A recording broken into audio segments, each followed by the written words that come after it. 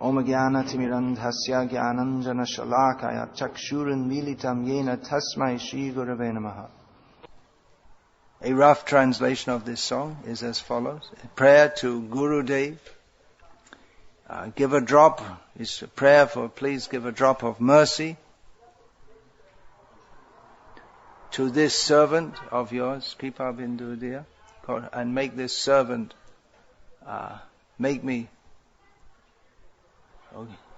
award me the consciousness of being more fallen than a piece of grass. Give me the strength to tolerate everything and, like yourself, to be free of material desires. Then give me also the strength to offer respect to others. So you can see this is derived from the Trinadapi Sunij, this verse, the prayer for humility of thinking oneself very small and the tolerance that is required.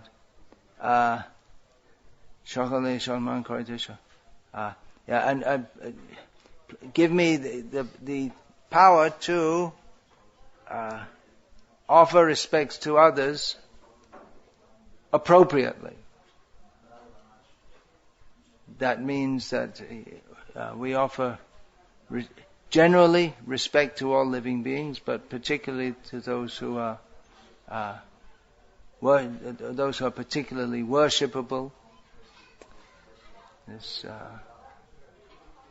Krishneti yadsjagiritam manasadriyeti dikshasti chetpanati bischapajantamisham.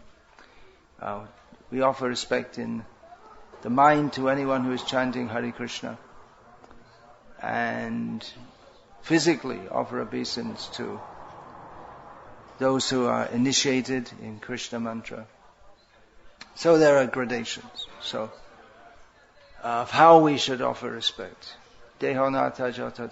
So if we are praying to the Guru for the strength or the ability to be so humble and tolerant and offer respect to others, then I'll be able to chant the holy names, Kirtaniya Sada Harihi, chant the holy names very happily, being free from all offenses. All offenses will be destroyed if we have this mentality of considering oneself very lowly, offering respect to others, and tolerating all disturbances. So again, praying for this mercy. What is the qualification to get such mercy? Well, Bhaktivinoda Thakur sings that I'll tell you frankly that if you examine me for what is my eligibility for getting such mercy, you'll find nothing. I don't have any eligibility. So therefore, in the beginning, Kripa Bindu, give your mercy. Mercy means something which is awarded simply out of good favor, not that anyone deserves it. If a person wins a prize by his own endeavor, of course, ultimately it's not one's endeavor, but we say someone has earned. He's earned a prize or earned some money, but mercy means to get something which you haven't earned. You don't really deserve it. So, what is my qualification? Nothing. So then, your mercy is my only qualification. You make the qualification. But then if you are not merciful to me, then I can simply I missed one verse that in between the third verse that when will I achieve such mercy? Kobe heno kripa agent kritata. when will I achieve such mercy? Because I have no ability, no intelligence. I'm very fallen. But still I'm praying that you take me, make me yours. So this is actually the qualification to get the mercy, to think that I'm not qualified for it. If we think I'm qualified, then you don't get mercy. If one thinks I'm not qualified, then one does get mercy. So, Bhaktivinoda Thakur saying, even though he was himself eminently qualified in devotional service, he says, Shakti Buddhihin, I have no ability or intelligence, but clearly he had tremendous abilities in organizing groups for preaching Krishna consciousness, for spreading Krishna consciousness, extraordinary transcendental intelligence, writing so many books and poems, but he feels, I don't have any mercy. Why? Because I don't have any ability, it's all your mercy. One who feels like that gets the mercy. And he says that if you don't grant me your mercy, then I can simply weep and I will not be able to maintain my life. So these are very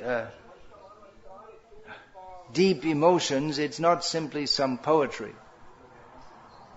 In the modern age, with the technological revolution, music is available whenever you want it.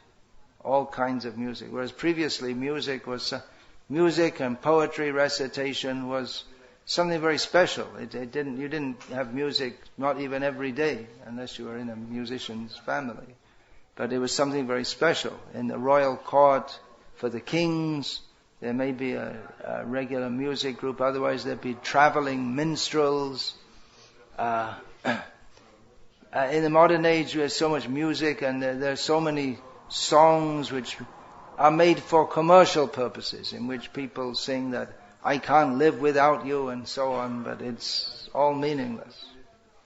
They don't really mean it. But Bhaktivinoda Thakur is singing this very feelingly. And this subject of submission to Guru, praying for mercy, that is central in Vedic culture and particularly in the Vaishnava culture. And among the Vaishnavas, in the Ramanuja Sampradaya, that is very much stressed, and in the Gauriya Vaishnava Sampradaya. Not that it's not stressed in others. So we are enjoined, Yasya Deve Parabhakti Yatha Deve Tata Guru Tasyaite Katita Hyartha Prakashante Mahatmanaha.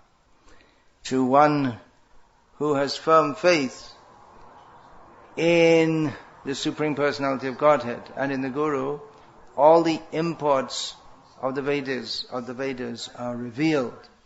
So the submission to Guru is absolutely required for spiritual advancement. It is not some formal, not simply some formality, but it's very deeply felt, as we understand from this song of Srila Bhaktivinoda Thakur. One is supposed to invest one's whole being. Sadhu, Guru, Shastra, Bhakya, Chitete, Korea, Aikya. One is supposed to invest one's whole being in the words of the Guru. But that is required, but things can go wrong also.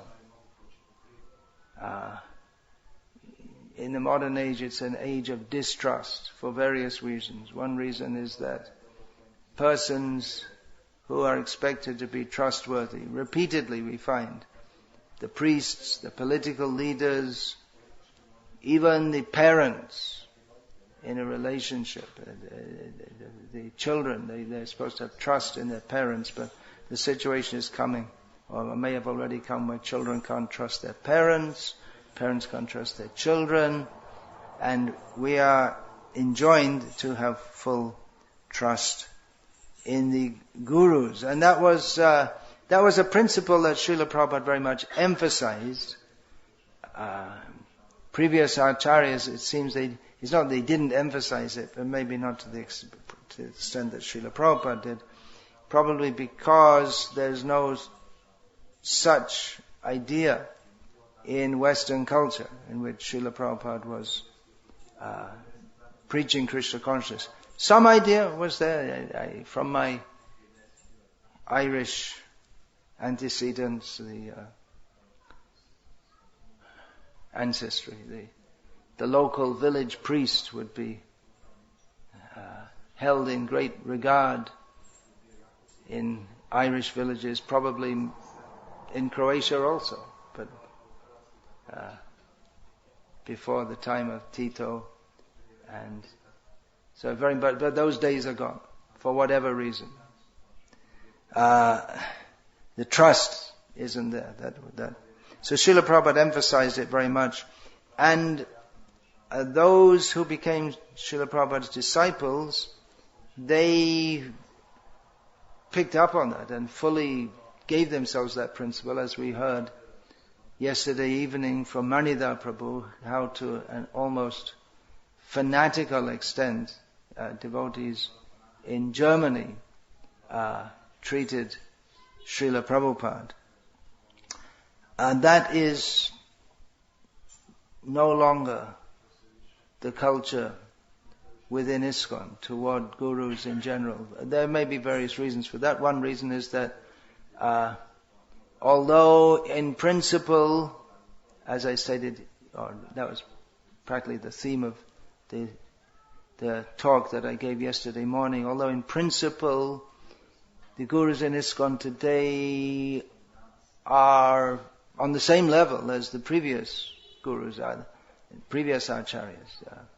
In principle, it means that if they teach as the previous acharyas taught, then you can get the same result by following them. But practically, the personality, the power, the presence that Srila Prabhupada had is not reproduced in Srila Prabhupada's disciples to the same extent. Srila Prabhupada was exceptional in that regard.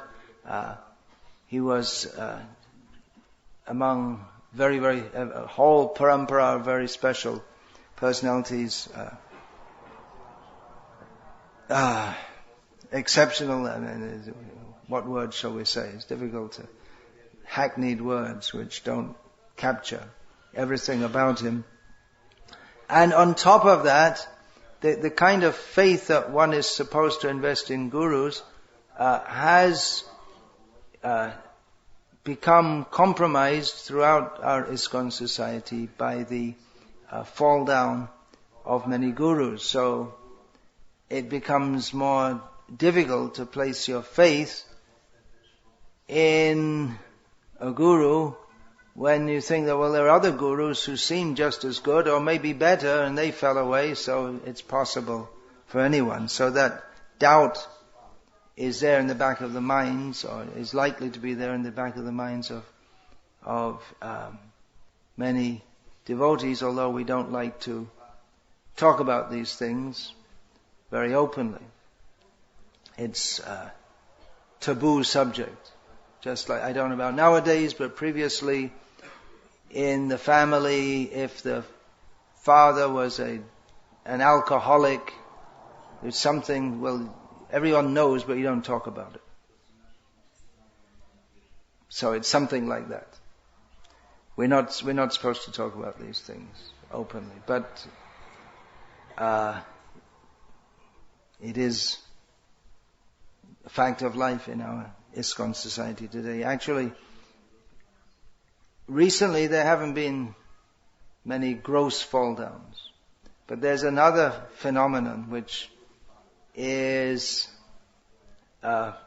prominent in our society, and we probably want to speak about this even less, that gurus who don't grossly fall down, but who we suspect, or in some cases it seems as clear as day, that they're not grossly fallen, but they're deviated from the principles of the Sampradaya and from the principles of Srila Prabhupada. And although in many ways they follow many things and say many things that Srila Prabhupada did, but other things they do and say do not seem to be in line with what Srila Prabhupada taught us.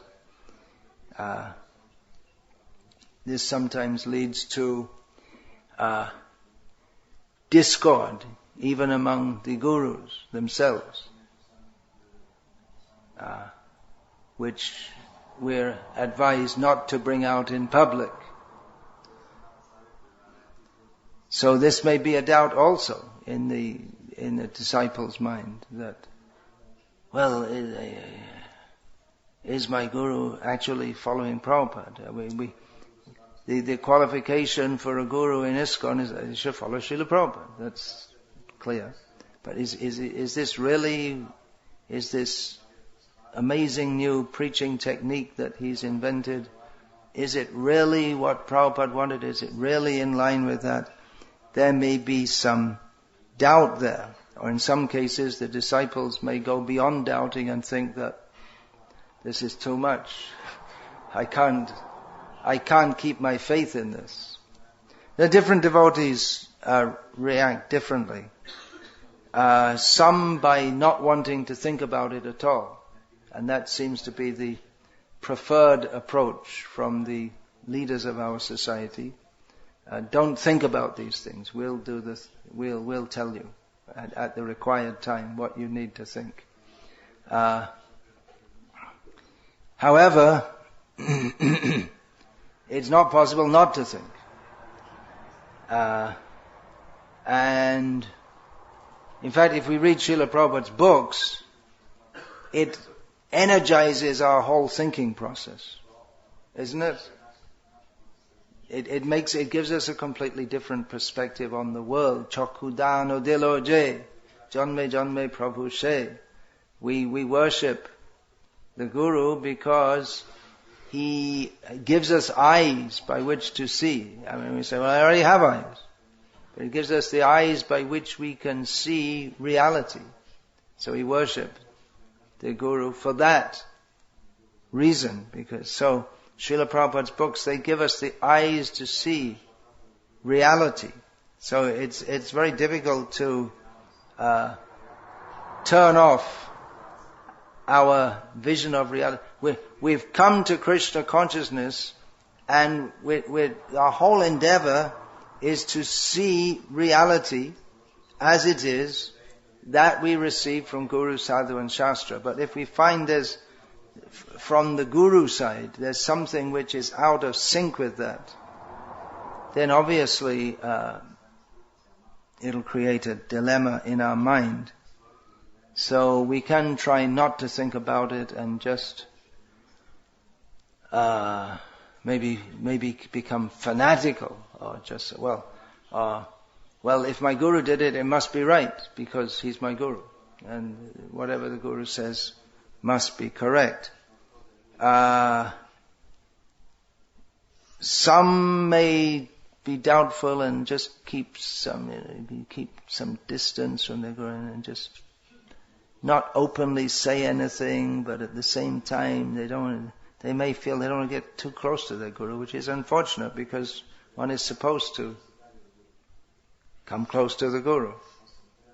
Upanayanam, this ceremony where one is given initiation. It means coming close to.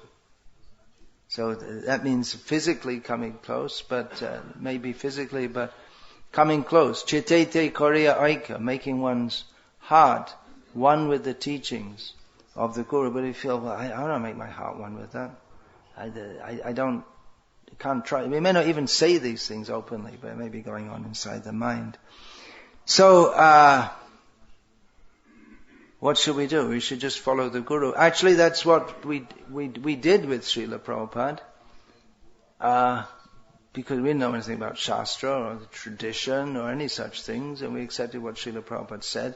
But Srila Prabhupada himself emphasized that you follow me because I'm following Shastra and tradition. Not that I'm self-appointed. And that is the standard for all gurus. So, although we had full faith that if we just followed what Srila Prabhupada said, we'd be fine, and that was in fact true, at the same time, Srila Prabhupada, he emphasized that we should test, we should see, and that what he himself said, he didn't say, well, you just follow what I say because I said it, but you see what is in Shastra. What I'm saying is authorized not particularly because I said it, but because I am a servant of the previous acharyas and of Krishna. So Krishna speaks through Shastra, and the previous acharyas, they give the proper import, siddhanta. So these are our threefold sources of authority. Sadhu, Shastra, Guru, Vakya. Chitete, Korea, no, that's different. Hridaya Korea Aikya is in Prem Bhakti Chandrika of Narottam Das. He states this twice. So in one line he states, Sadhu, Shastra, Guru, Vakya, Hridaya Korea Aikya, Shashata Bhashibo Prema Maji.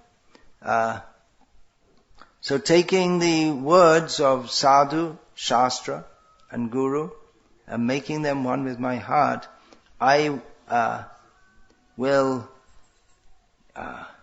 float, always float in the ocean of prema. So, that's very nice. All we have to do is follow Sadhu, Shastra, Guru, and that's our path to float in prema. It's straightforward as long as all the three are congruent. What happens if the Guru teaches differently from the other two? What are the other two? Well, Shastra, that's clear what it is, but well, maybe not so clear, because there are so many Shastras and so many things said. Shrutiyo vibhinna. So generally we think, well, what the Guru says is important. We have to follow what the Guru says because he gives us what the Shastra and Sadhu say. And generally we think, well, the Guru just teaches and there's the Shastra, and we're not so clear about Sadhu. But Sadhu means the tradition or the Sampradaya, because there are so many Shastras, and a particular Sampradaya gives particular importance to particular Shastras. In the Gauriya Sampradaya, Jiva Goswami has established that the most important Shastra, especially for us in Kali Yuga, is the Srimad Bhagavatam. And others, in other Sampradayas, even in other Vaishnava Sampradayas, they give importance. In Ramanuja Sampradaya, they give importance to Shruti and to Vishnu. Shruti means the original Vedas, especially the Upanishads, and then to the Vishnu Purana, and in one branch of the Sri Vaishnava Sampradaya from Ramanuja to the Divya Prabandhas, they give much importance to that also. And even in other Vaishnava Sampradayas, they give importance. Well, in the Vallabh Sampradaya, they also give much importance to Srimad Bhagavatam. But they have a different tradition. The commentary they follow of Vallabh Sampradaya, that gives a somewhat different perspective. So when we say sadhu, that means to follow the whole tradition and the parampara, the understanding given, and not only the understanding but the practices also, because within Shastra there are many, many practices. Even within Hari Bhakti Vilas, Sanatana Goswami has given so many practices, so many rules. Do this, don't do that. And Sanatana Goswami and Gopal Bhatta Goswami, and I doubt if anyone ever in our Sampradaya followed all of those things, including Sanatana Goswami himself, but the acharyas, subsequent acharyas have selected What are the usages based on Shastra? What are the behavioral modes that we should follow? And Srila Prabhupada modified that quite a lot coming to the West out of necessity, because people had no idea. As Srila Prabhupada noted in an early letter from America back to India, that people here, after passing stool, they wipe their backside with toilet paper. And that's it. And they don't take bath. And it was something that it's just so dirty and low class that it was just inconceivable. Even drinking cold milk, Srila Prabhupada thought was something very unusual. The Western people, they drink cold milk. It's so strange. They don't know anything. So Srila Prabhupada modified that quite a lot. But then we have to consider, is this because Srila Prabhupada taught among people for whom the term lecture is a compliment, then does it really mean that we have to just abandon all these rules and all the Vedic practices forever? Because Srila Prabhupada started off teaching among such people, giving the essence, as Chaitanya Mahaprabhu wanted. Dino hino joto chilo, hariname udharilo, is already a fact at the time of Narottam Das, that Chaitanya Mahaprabhu had already lifted up the most fallen and sinful by Harinam. But the whole culture, sadhu, that tradition, apart from our own sampradaya, there's the whole Vedic culture. So does that mean that the whole Vedic culture should be thrown out forever because most of the people of the world don't understand it or realize it or have any appreciation of it? So these are the kind of questions that are facing our society at the present time. What does it mean to follow Srila Prabhupada? Some will say, well, we should move closer to the tradition which he was a representative of. We should move closer to the traditional practice. And others say, well, that doesn't matter, just chant Hare Krishna, that's the essence. And what do all these other things, they're secondary. So that kind of discussions will go on. But that point, that one has to make the words of the Guru one with one's heart, that means that one has to have such faith in it that one molds one's whole life on the basis of that. That means whatever you have learned to make it one with our heart means that we can't have anything else there. We can't keep the instructions of the Guru and the Vaishnava Guru and all the garbage that's been in our hearts accumulated over many millions of lifetimes. You can't keep them both there because they're contradictory. The instruction of the Guru to always think of Krishna, and there's no such thing in non-Vaishnava culture. What there is to always think of sense gratification in various forms, gross, subtle, immediate, personal, selfish sense gratification, extended sense gratification in terms of family, community, country, but there's no concept of giving ourselves fully to Krishna. So it's a great demand. One will have to have great faith in that. Now, that faith is generated by seeing that the Guru follows his Guru. And his Guru is a Guru because he followed his Guru. And that all the way to Krishna. And that is a pending task for scholars within our sampradaya to demonstrate the continuum, because it might seem that the gurus of today, or the practice of Krishna consciousness today, is quite different from, or different in important aspects to that of how Chaitanya Mahaprabhu and 6 Goswamis, they practiced Kopina Kantashrito. They wore some small cloth, and they had some old quilt made out of rejected cloth, but we don't find, we're not even advised in our line to wear such clothing.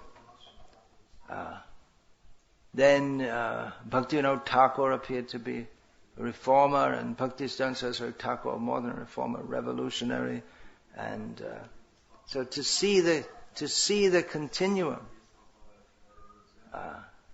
that the sampradaya is one, and then there's the big question of Madhavendra Puri, how does he fit with the Madhva sampradaya? So many questions may be there. Especially in the beginning, we simply accept.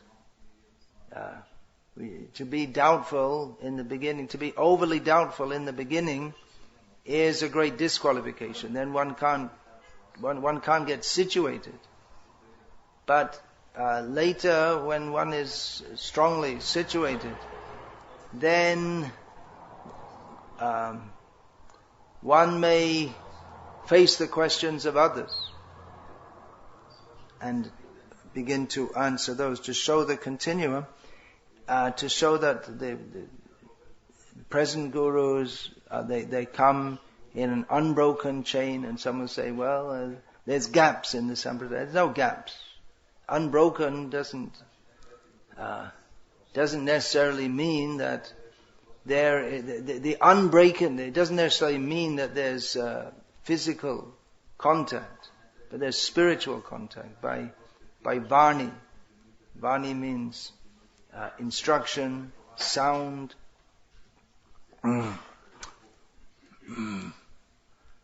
So that, but the doubt may arise in a present follower. Now we may say, well, he's a disciple of Prabhupada, so that in itself is the qualification. But not necessarily. Doubts may arise if one teaches some points of philosophy or some practice, some methods of behavior which appear to be quite different from those of Srila Prabhupada. And we say Srila Prabhupada, we say, well, Srila Prabhupada, he didn't exactly follow everything exactly the same way as the previous acharyas did. But at the same time, we have great faith and confidence that Srila Prabhupada embodied, encapsulated all the teachings of the Shastras and the previous acharyas, the Parampara, which we may not have that faith in the present gurus, especially if they appear to be innovative in a way that to some will appear to be deviating from the path given by Srila Prabhupada, or making innovations that are not necessary. For instance, some people within our movement think that we have to adopt all kinds of different preaching styles, which are actually quite practically opposite to what Srila Prabhupada said. This morning, Atmavan Prabhu, in his question, he asked the question that about relating with devotees who they associate with Mayavadis and do kirtans with them, and it just struck me that those devotees, they'd actually prefer to do kirtan with the Mayavadis than with those who just wanted to do it in the traditional way that Srila Prabhupada taught us. They actually like to be with the Mayavadis more than just the regular followers of Srila Prabhupada. So,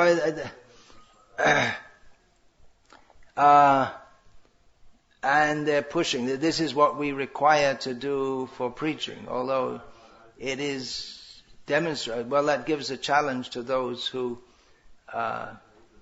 don't believe in that, to get more busy and preach more vigorously and show that by the standard processes of that Srila Prabhupada has given us, it works. We don't have to resort to all these tactics, especially mixing with Mayavadis is a total disaster. Considering that Srila Prabhupada considered the defeat of Mayavad, as he put it. No one likes to use words like defeating nowadays. It's a word that Srila Prabhupada often used.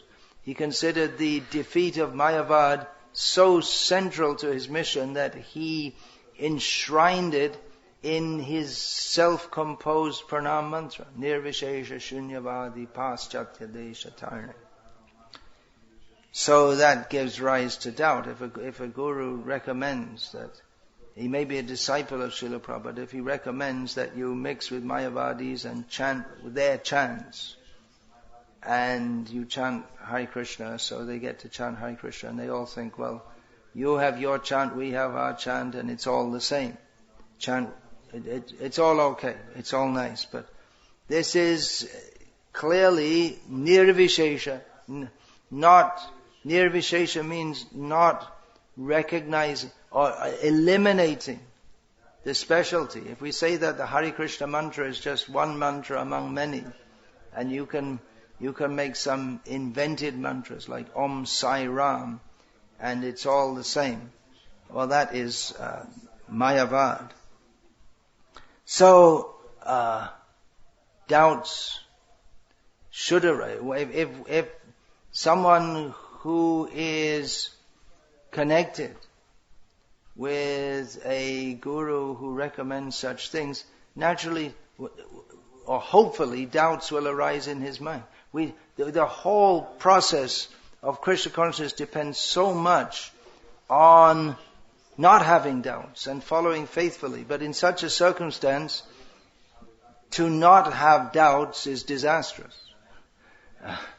One should not have doubts if the real thing is being followed, but if the real thing is not being followed, and conversely, wrong things are being presented as the right things, then it's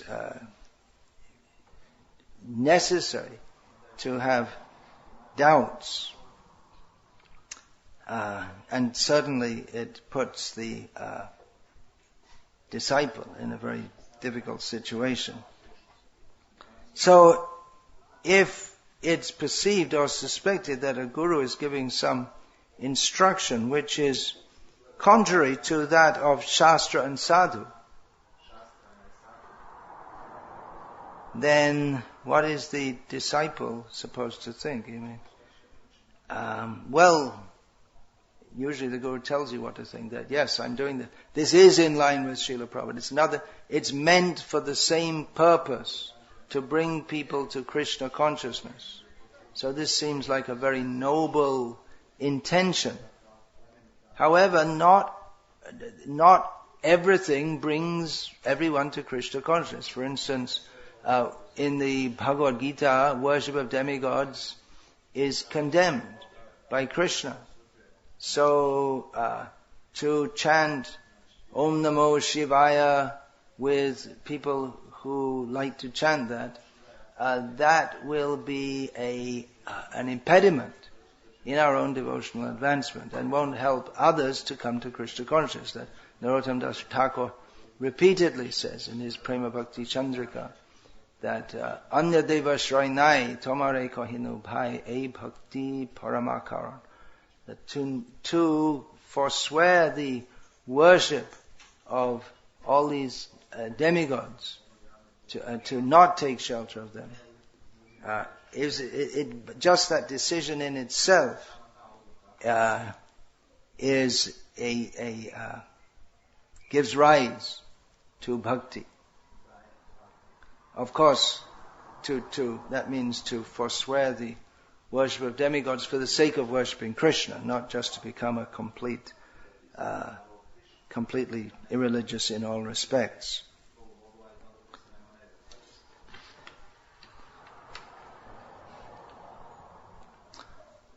So what should the disciple do? He may question the guru. Why is this? If the guru's question is such, he should appreciate that the disciple understands the principle of Guru, Sadhu and Shastra. If he simply says, look, I'm your guru, just do it, then he's not properly acting as a guru. He should justify that what I'm doing is according to Guru, Sadhu and Shastra. Of course, there may be many specious arguments. They may seem to be valid. So it requires familiarity. It's difficult for a neophyte devotee. Neophyte means who hasn't studied, is not very familiar with all the tenets of Shastra and of the tradition. It's very, very difficult because he doesn't know what are the teachings in detail and what are the principles of the sampradaya. So it puts new devotees, especially new devotees, in a very difficult situation. We may think that, well, maybe our guru is just trying this out. Maybe he's testing us to see if how clearly we understand, as Srila Prabhupada himself would. That was quite clear what he was doing. He would take the position of the devil's advocate and argue the position of Mayavadis and Karmis and demons and atheists. But it's very clear that he was doing that. He would just do that for a few minutes and then defeat his own position if his disciples didn't do so. But if a guru takes as a committed course over days and weeks and months and years something which appears to be mixed up with Mayavad and demigod worship and just plain materialism, but doesn't grossly fall down, then it puts the disciple in a difficult situation.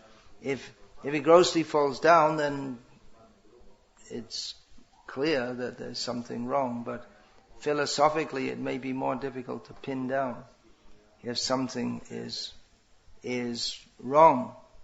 If, as I say, there are so many specious arguments. Actually, it shouldn't be so difficult to understand. But the benefit of the doubt may be given, but the doubt should be there. The doubt should be there. And if it's seen that someone, even though in an exalted position, goes on and on, year after year, not being, the term that Srila Prabhupada used, a transparent via medium, but appears to be introducing something which is quite significantly, visibly different to that which is given by Srila Prabhupada, whom we accept as a perfect representative of all the previous acharyas and the Shastra, the Siddhanta. Then if for years it goes on like this and there's no sign of any rectification, then certainly the disciple, for his own spiritual benefit, should distance himself from that guru. You may think, well, how can you do that? They have to put full faith in guru. But we put full faith in guru with the full faith that he'll fully benefit us by giving us the truth, the whole truth, and nothing but the truth. You may say, well, he's giving the truth. He's talking about Krishna, but it may be also not the whole truth and not nothing but the truth. Maybe mixed up with some speculations.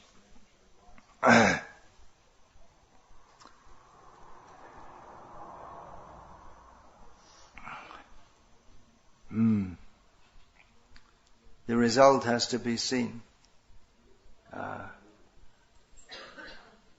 What is that? Satata Bhashibo Prema Manje. The result should be that by following the Sadhu Shastra Guru Vaka Hridaye Kariya Aika Satata Bhashibo Prema Manje.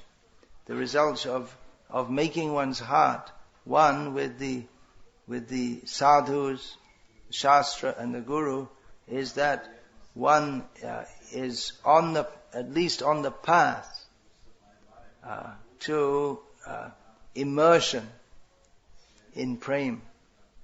But something else happens if we promote something else. The result of doing one thing is not the same as the result of doing something else. That's the Mayavad idea. Joto mod toto pot. It doesn't really matter what you do, you end up in the same place anyway. But we reject that idea, that we accept specifically that we have been given a specific path, not a non-specific. Nirvishesh means non-specific.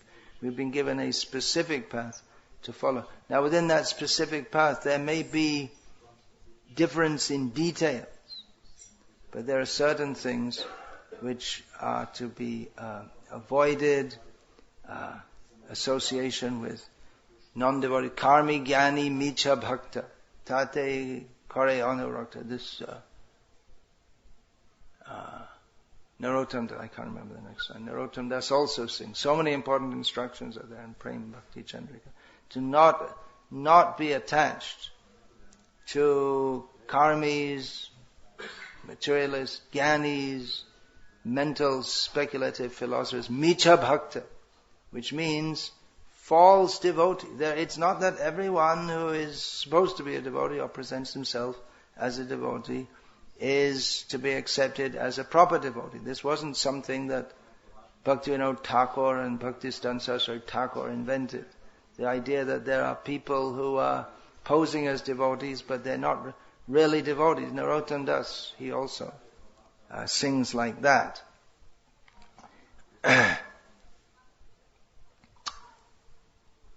So, we also shouldn't think that within ISKCON, because we all fly the ISKCON flag, that it's impossible that Sahajirism, Mayavad and materialism and all these things will enter. When if we open our eyes, then it's quite clear to see that these things not only can enter, but have entered, and it's probably inevitable they will enter unless we're very vigilant to keep them out. But on the other hand, if we're not vigilant and say that, well, everyone's a devotee. Whoever's chanting Hare Krishna, they're a devotee. Well, yes, but micha bhakta means false. They may be a false devotee also. They may not be properly situated. So we have to take that association, take those instructions by which we can actually be benefited and progress clearly on the path. Otherwise, if out of sentiment we simply want to say, well, whatever everyone says is okay, then, although it's a nice sentiment, but it won't help us. We have to clearly distinguish between what is in line with Guru, Sadhu, Shastra. The Guru should be in line with Sadhu and Shastra. Otherwise, Guru rapi avaliptasya karya karyam ajanataha utpanna pratipannasya parityago vidhiyate. If one is in the exalted position of Guru, to which a disciple is supposed to dedicate his life to have no other thought than the service of the Guru. Of course, in the modern age, initiation is given very easily. We might think, well, in ISKCON it's very tough. You go to some Babaji or Gauriya Math or whatever, and you can get initiation on the spot, no questions asked. But it seems pretty tough. But actually it's very lenient compared to traditional standards of some acharyas.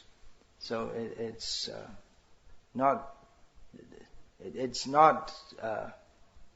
so many demands on there. It's not expected that at the very beginning one is a very high level devotee, but the commitment should be there to fully absorb oneself in Krishna. If that commitment is not there, then there's no meaning to being a disciple to take initiation. Dikka kale bhakta kare atma shamapan. At the time of initiation, the disciple, the devotee, he offers himself fully. He surrenders himself fully. So that attitude should be there. If it's not there, then there's not much meaning. Otherwise, we can initiate so many people. But if there's no serious commitment on their side, then such initiation won't be very helpful to the disciple to progress. As Srila Prabhupada often said, one shouldn't take a guru as a fashion. I think, well, I've been hanging around all these years and people keep on telling me I should get initiated, so, and then I'll be, my status will increase also. If instead of being just so and so, I'll have some name, spiritual name. So such motivations for initiation means we won't really take initiation at all. So the disciple, the qualifications of the disciple are given in Shastra, the qualifications of Guru are given in Shastra. It's this verse I quoted. If the Guru, even if he's in the exalted position of a Guru, if he's not properly situated, he doesn't know how to properly instruct, he may have been properly situated previously, but not now, then is to be fully rejected. This is the instruction which is found in Mahabharata, given by the great devotional authority Mahajan Bhishma. Actually not in a devotional context specifically. He said this to his Astra Guru, his Guru for Parashuram, the Vishnu avatar, but he was Guru to Bhishma, but not particularly for spiritual instruction, for teaching him how to use various weapons. But Bhishma rejected Parashuram on moral grounds, on grounds of dharma, which is not specifically to do. If Bhishma had detected that Parashuram didn't really know how to fight with weapons, and he was teaching him in a wrong way, then he could have rejected him. But he rejected, even though his role as a guru was in this regard to teach Bhishma how to fight using weapons, but Bhishma rejected him because Bhishma considered that Parashuram's stance on a moral issue was wrong, and therefore he rejected him. It wasn't particularly a devotional issue, but this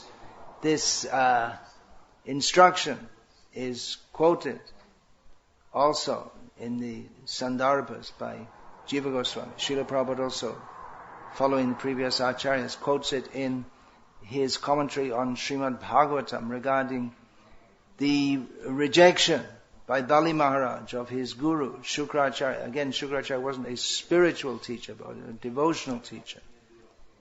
He was a teacher of dharma according to the demoniac understanding. So,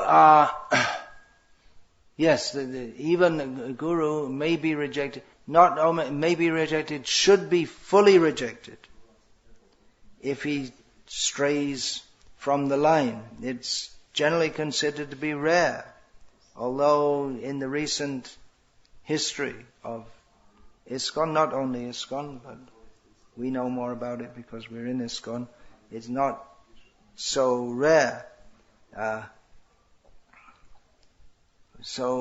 What are the causes of fall down? Kanaka Kamani Pratishta Jamini.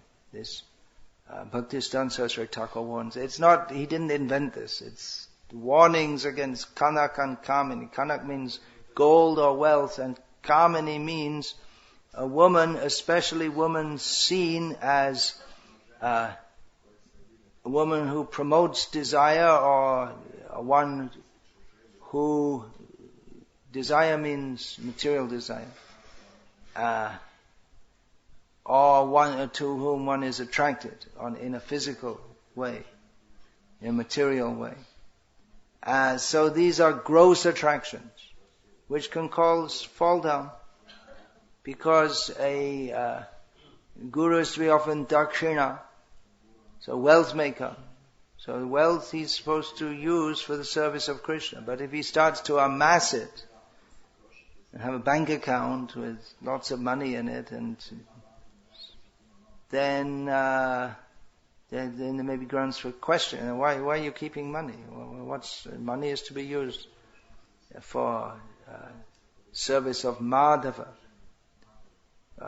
Kanake dvara sevibe Madhava. This Bhaktisiddhanta Saraswati Thakur recommends this. So money should be used. Don't accumulate. If he's accumulating, then there's some material desire. Why should someone who has full absorption in Krishna accumulate wealth like a materialist? And if one becomes attached to women, there's something wrong there. Of course, Vaishnav Guru, he initiates women also, which that doesn't, in the Vedic system, they don't get Vedic initiation. He may give initiation, and means he may show affection and accepts, but even then, even though it's guru and disciple relationship, even then, that recommendation is there, that don't become too close. Some reciprocation is there, but because of the there may be danger on behalf of the guru, but even if he himself is beyond such danger, because Shanyashira alpo chidra sharba loke gai, because if it's seen that something is wrong with the sannyasi, something not doing properly, everyone will broadcast it. So one has to be very careful in this regard. If the guru is seen to be attached to money or women, there's some little bit of that may be overlooked in comparison to the whole life of service to Krishna. May be overlooked, may be thought that, well, that's all for the service of Krishna. Amassing money, okay, they must be using it for Krishna's service. Or seems to have many women, but he's engaging them in Krishna's service. But then if it becomes prominent and seems to be not only for the service of Krishna, but there may be some subtle personal desire, that doubt may arise. Especially if it continues over a longer period, the doubt may arise. What's going on here? And even if the guru is very renounced from all these things, but then, what is that? Kamani Pratishta Bhagini, not Jamini, Bhagini. The tigress of desire for honor, respect. That's also very dangerous, and that's subtle, and that may not be even noticeable. You may not even be able to see that, but these are all causes of fall down.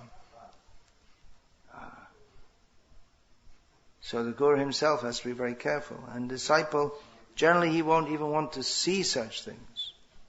I mean, even if you look at Srila Prabhupada, someone could criticize if they had such a wicked mentality. And some people have criticized Srila Prabhupada. But there are no grounds to do so, actually. Even though he was very interested in getting money, but then he spent it all for Krishna. He was very interested in bringing many women into Krishna consciousness, but he engaged them all in Krishna's service. Men and women. He didn't focus on women, but he didn't reject them either. He welcomed men and women equally. And it might appear that he was very interested in name and fame with big welcomes at airports and big seat. It might appear like that if someone had an adversely critical eye. But one has to see that he was transparent via medium, not only bringing the message down from Krishna through the parampara, coming to himself and giving it to others, but taking respect from others and offering it up to Krishna. So in both ways, transparent via medium. But some doubt may arise in someone who is perceived not to have the same spiritual acumen, and it can be subjective, but the Shastra does give guidelines, and the disciple is supposed to know all these things. He's supposed to learn it from the Guru. The Guru should teach all these things. If the Guru just says, well, I'm just above all these things, you just have faith in me, then you're going to understand immediately. It's very dangerous. Then he becomes non-different in principle from Sai Baba or any other nonsense person who just, what are their credentials? Just whatever they present themselves to be. They're quacks. Spiritual quacks. Well, a doctor should have credentials. He's authorized by a recognized school of medicine, and he's admitted in the medical association. He's a recognized doctor. Someone else comes along and says, well, I just have this ability. Well, be careful. Of course, there are people who, due to maybe some previous life yogic abilities, they are faith healers or something like that. But even then, if someone wants to do a heart operation on you without any qualification, maybe he can do it. But I wouldn't be the first to check it out.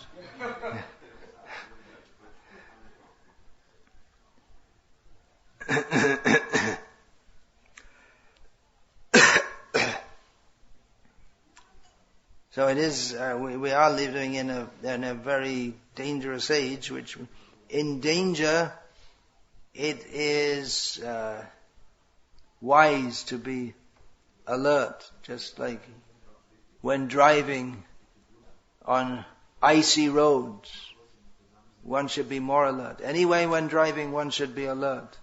But when driving on icy roads, one should be more alert. So we're in a time when it's difficult. We're in a dangerous time in which it may be difficult to have full faith. On one hand, we should have full faith. On the other hand, we have to exercise discrimination.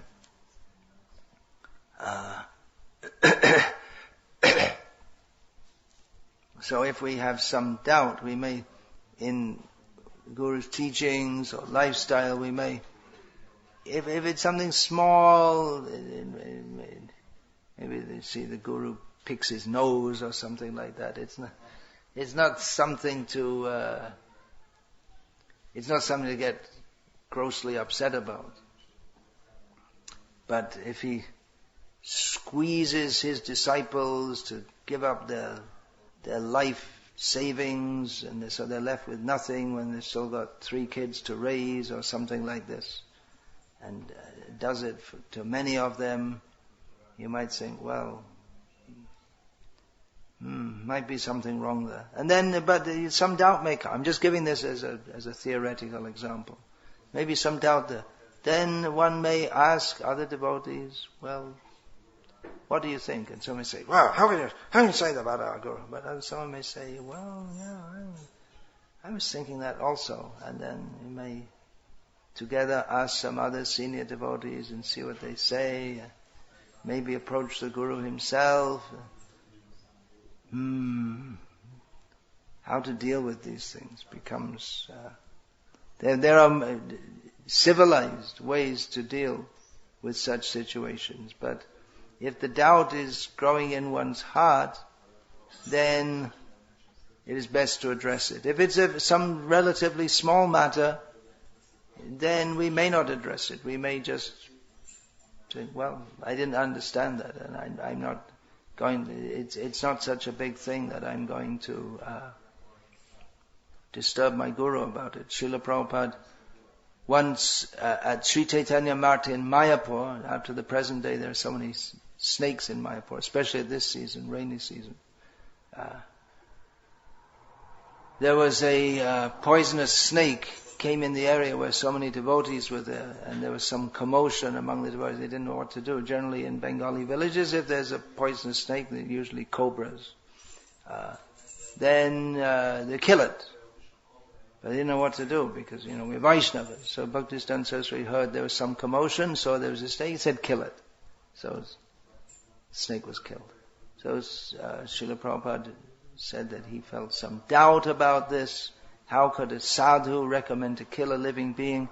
And then during his study of Bhagavatam, as he was going through the Bhagavatam, he came across in the 7th canto the words of Prahlad Maharaj to Narasimha Dev, Modeta sadhurapi vrishchika sarpahatya, that even a sadhu, a saintly person, becomes pleased when a snake or a scorpion is killed. So this is given in relationship to Hiranyakashipu, who is like a snake or a scorpion. So that's an exception to the rule of non-violence. It's a possible exception. May not do in every case. But that was justified from scripture, and therefore Srila Prabhupada expressed he had some doubt. It wasn't the kind of doubt that he was going to totally upset his mind. He didn't doubt his Guru as being a fully realized Paramahamsa who is giving Krishna consciousness. But he doubted why did he say that? You see the difference? He didn't doubt the personality, but he just wondered, how is that? He didn't think it seemed to him incongruent, but it didn't disturb his basic faith in his Guru. But eventually he understood that from his study of Bhagavatam. However, if, for instance, one sees that one's Guru appears to be on a regular basis inordinately attached to money and women, then that may be a cause of serious doubt, which should be addressed. And if we see that by his philosophy or his behavior on a long-term basis, the Guru is not behaving or not teaching in a way that is congruent with sadhu and shastra, then should be rejected, because the very purpose that we came to him is not served. Apani achare dharma. Well, there are several verses there. Apane na koile dharma shikhan na jai. If one does not personally practice dharma, then he can't teach others. Apane achare dharma shikaimu shabari. Chaitanya Mahaprabhu says, by personally practicing dharma, I will teach everyone. So that is the definition of an acharya. Achinoti ashastrani achare stapyatyapi swayam acharate yasmad acharyastena kirtita. One who knows the injunctions of scriptures, lives according to them, teaches others by his personal example, such a person is known as an acharya. But if one acts in a contradictory way, then if one himself doesn't act according to Shastra or doesn't teach clearly in line with Shastra and the tradition, the previous acharyas, then how can he benefit us? Then in that unfortunate situation, then we should have to abandon a guru as not being a guru in the proper sense of the term. Maybe a guru in this, just like there are so many gurus. They're conventionally known as gurus. They have all the trappings of being a guru. They have disciples and ashrams and they're respected by others, but we don't accept them as proper gurus because they don't teach the proper conclusions of Shastra. Even talking about gurus within ISKCON, that even they might teach the proper conclusion. Prema pumarto mahan, the ultimate goal of life is to attain Krishna prema. But then they have to, it's not only the ultimate aim that yes, we have to love Krishna and chant Hare Krishna, but there's also it's not only the prayojan, the ultimate, but also abhideya. That's also, how do we practice Krishna consciousness? That also has, they may teach, yes, Krishna prema. We're all desiring Krishna prema.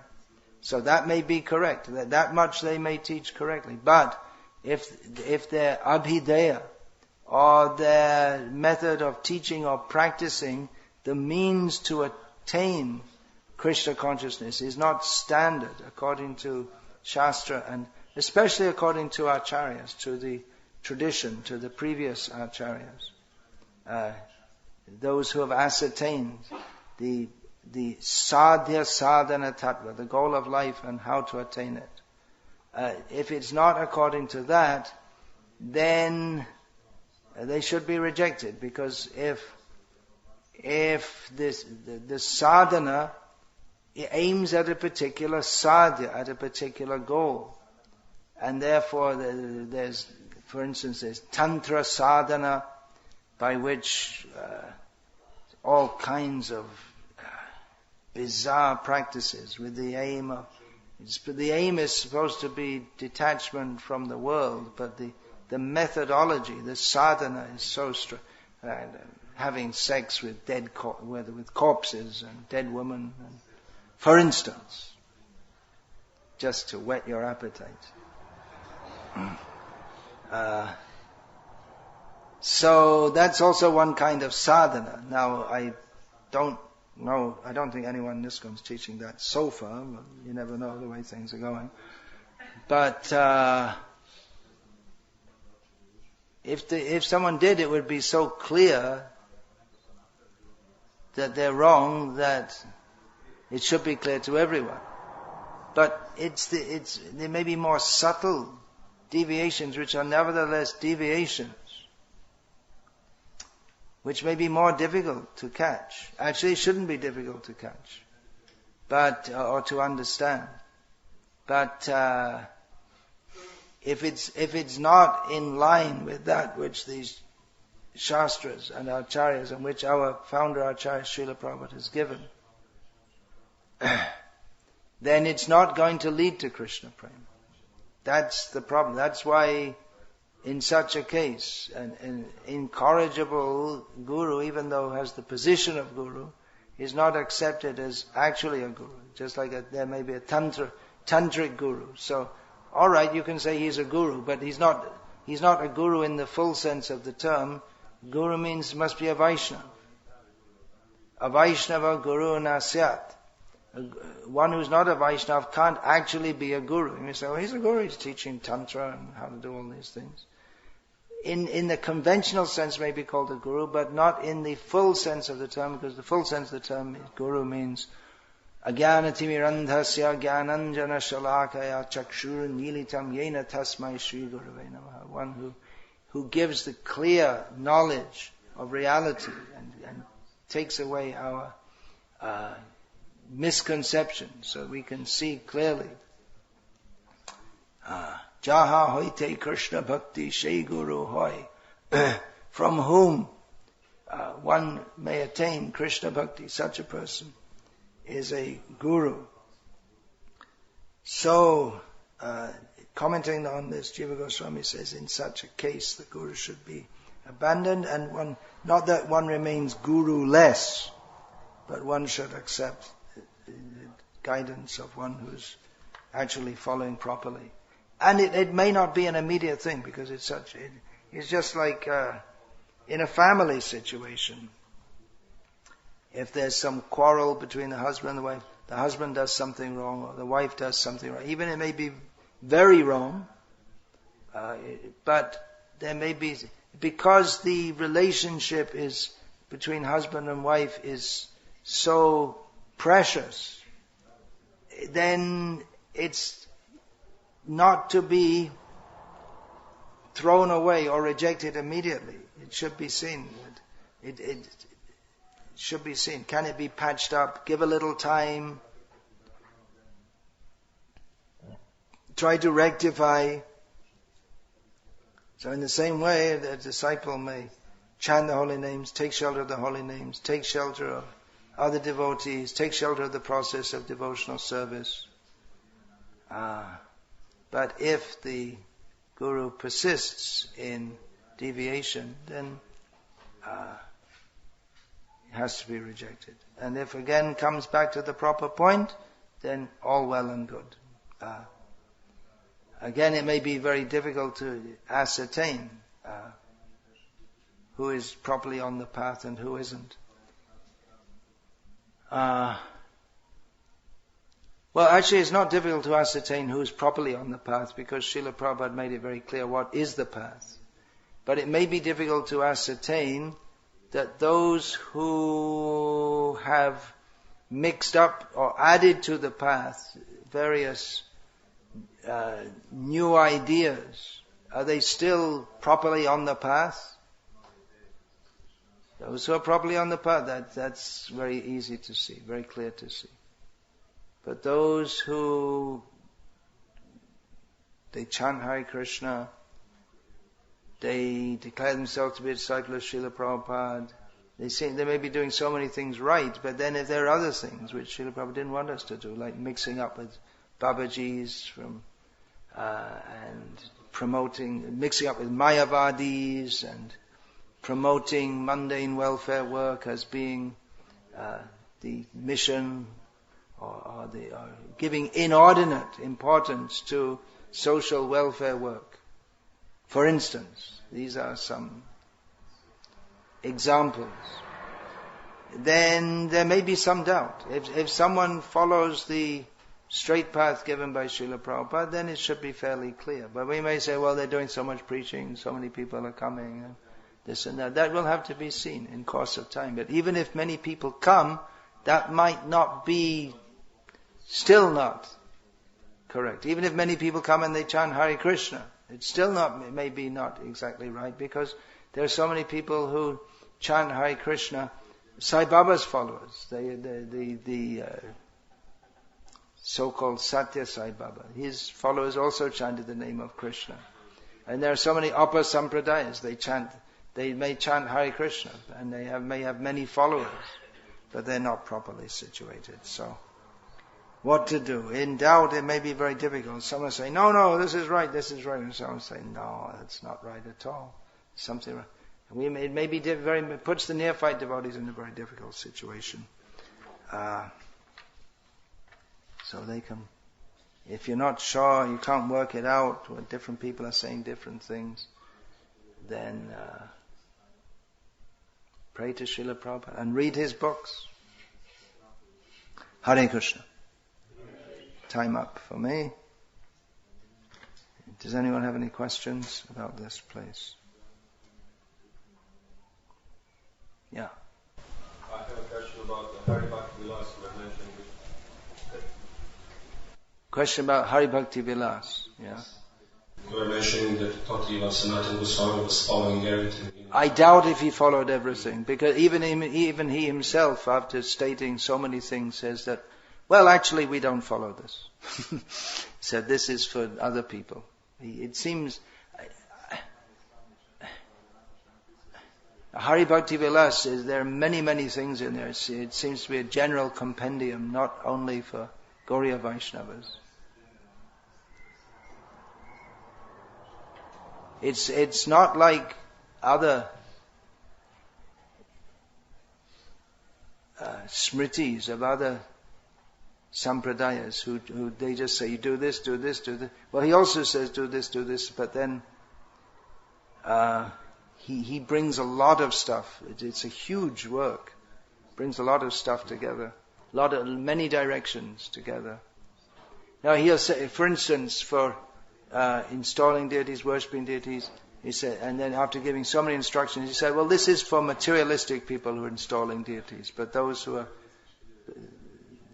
pure devotees, they don't need to follow all this. So, like that, he gave instructions for pure devotees and for materialistic devotees also. Hare Krishna. All glories to Srila Prabhupada.